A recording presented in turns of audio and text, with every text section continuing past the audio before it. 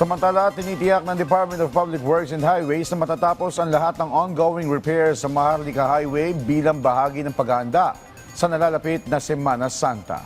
Narito ang report.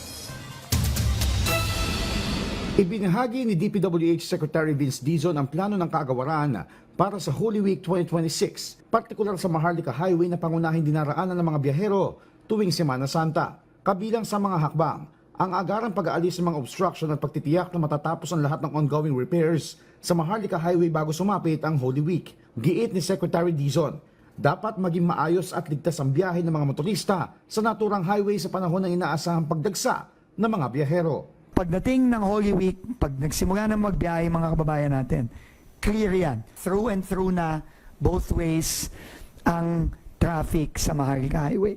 Bukod dito, ipatutupad din ang mga pansamantalang solusyon sa mga kalsadang hindi pa sakop ng repair works.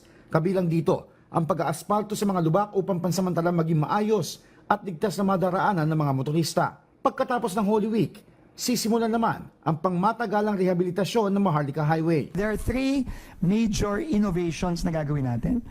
Number one, only big contractors can join the bidding. Hindi pwedeng how-shaw. Hindi pwedeng magigit. We have put on board foreign consultants already. Japanese, Korean. Second, use of new technology, no?